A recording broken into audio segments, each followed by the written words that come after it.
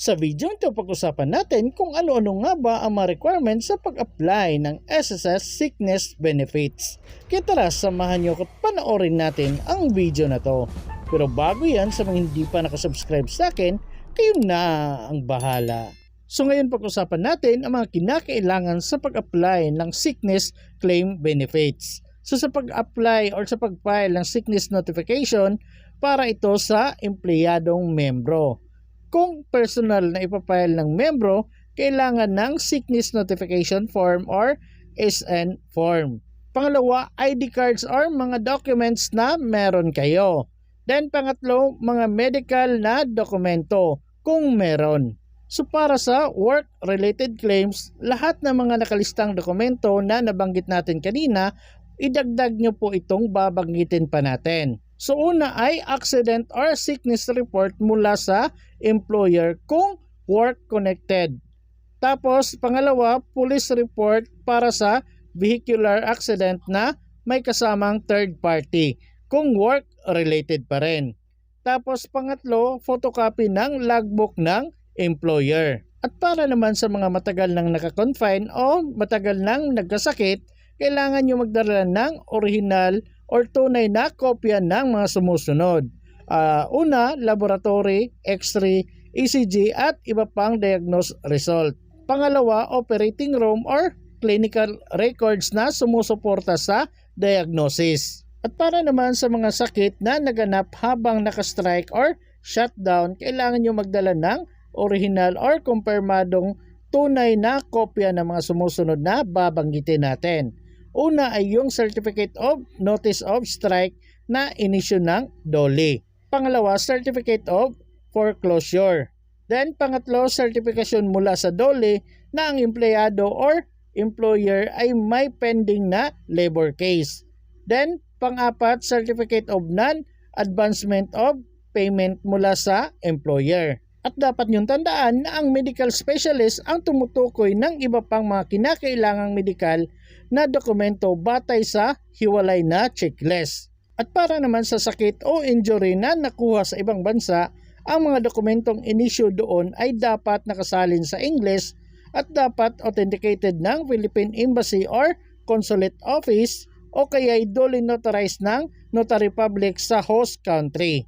Kung ipa-file sa pamamagitan ng company representative, kailangan System Generated Transmittal List or TL o System Generated Acknowledgement Letter kung ipa-file sa pamamagitan ng electronic notification ng employer. Pangalawa, SN Form or Sickness Notification Form. Then pangatlo, photocopy ng ID cards or documents ng membro. Then pang-apat, mga medical na document kung meron. At para sa lahat ng mga work-related claims, lahat ng mga nakalista or nabanggit nating dokumento kanina, idagdag lang natin itong mga sumusunod. So una, accident or sickness report mula sa ER kung work-connected. Tapos pangalawa, police report para sa vehicular accident na may third-party involvement kung work-related. Para tapos naman sa matagal na pagka-confine o sakit, original na kumpirmadong tunay na kopya ng mga sumusunod, laboratory, X-ray, ECG at iba pang diagnostic results. Then pangalawa, operating room or clinical records na sumusuporta sa diagnosis. Para sa sakit na naganap habang nakastrike or shutdown, original na kumpirmadong tunay na dokumento ang dapat isubmit ninyo. So ito po, Certificate of Notice of Strike na inisyu ng DOLE, tapos Certificate of Foreclosure, tapos certification mula sa DOLE na ang employee or employer ay may pending na labor case. Then pang-apat, Certificate of Non-Advancement of Payment mula sa employer. So meron tayong reminder dito pero katulad lang to ng binasa natin kanina. So ang medical specialist ang tumutukoy sa iba pang kinakailangang medical na dokumento batay sa hiwalay na checklist. At para naman sa mga sakit o pinsalang nakuha sa ibang bansa, ang mga dokumentong inisyu ng mga banyagang bansa ay dapat may salin sa English at dapat authenticated ng Philippine Embassy or Consulate Office o notaryado ng Notary Public sa host country. Para naman sa pag-file ng sickness benefit reimbursement application para sa employed members. So una, Sickness Benefits Reimbursement Application Form or SBRA form. Pangalawa, approved na Sickness Notification Form o Certificate of Medical Approval na inisyu ng SSS Medical Evaluation Section.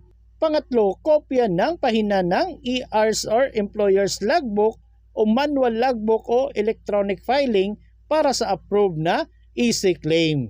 Pang-apat, SSS card ng membro o nag-file para sa iba pang valid IDs or documents gaya ng mga nasa ibaba. So ito po yung mga valid IDs and documents na tinatanggap nila kung kayo ay mag-file ng SSS Sickness Benefit Claims. Subali meron po silang tinatawag na primary ID or documents. So sa primary ID, kailangan nyo mag-submit ng isa lang kung meron kayo nito, kahit isa lang sa mga nandito. So una ay yung SSS card, UMID card, passport, PRC card at yung Seaman's Book. So kahit saan po dyan, pwede nyo pong ipasa yan kahit isa lang kung meron kayo. Pero kung wala, kailangan nyo mag-submit ng secondary IDs or documents. So dapat kayo mag-submit ng dalawang secondary ID cards. Pero kung wala or isa lang yung secondary ID card niyo, kailangan nyo mag-submit pa ng isang secondary document na nandito sa listahan. So ano-ano nga ba yung secondary ID cards and documents na tinatanggap nila? So una, Alien Certificate of Registration, ATM card with cardholder's name, bank account or passbook, company or school card, certificate of confirmation issued by National Commission on Indigenous People, certificate of licensure qualification document from Marina, certificate of naturalization, credit card, pero dapat merong pangalan ninyo, tapos court order granting petition for change of name or date of birth, driver's license, firearm license card issued by PNP, Fish Workers License Card issued by BIFAR, GSIS card or Members Record Certificate of Membership, Health Card or Medical Card, ID card issued by LGUs, pwedeng barangay, cities or municipalities, tapos ID card issued by Professional Association recognized by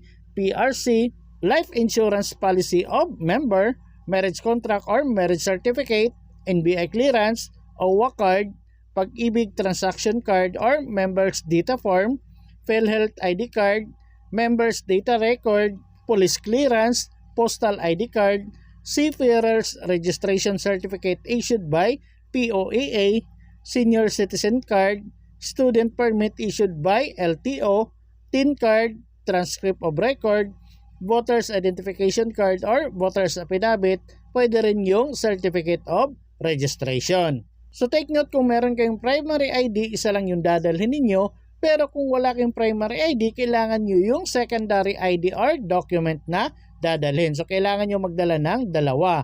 So hindi po pwedeng dalawang secondary document yung ipasa ninyo. So dapat may isang ID pa rin.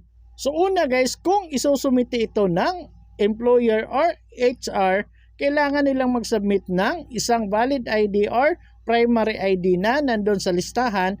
Or kung wala siyang primary ID, kailangan niya mag-submit ng dalawang secondary ID or document na nabanggit natin kanina. Pero kung ito ay isusumite ng company representative, dapat iharap ang authorized company representative card, o kung walang company representative card o hindi available sa oras ng pagsusumite, iharap itong mga sumusunod na babanggitin natin. So una ay yung letter of authorization or LOA na inisyu ng authorized signatory ng employer na nagreplika sa Specimen Signature Card or SSS Form L-501 at original na company ID ng representative. Pangatlo, kung isusumite naman ng employer representative, kailangan din pa rin ng LOA or letter of authorization na inisyu ng authorized signatory ng ER or employer gaya ng nasa SSS Form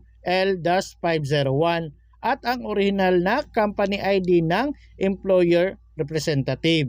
So bali yun po yung mga kailangan ninyong isubmit kung kayo ay mag-a-apply ng sickness benefit claim kay SSS. So tandaan nyo po lahat yung nabanggit natin, ilistan nyo na lang po. Pwede rin pong i-screenshot nyo lahat ng mga nasa video.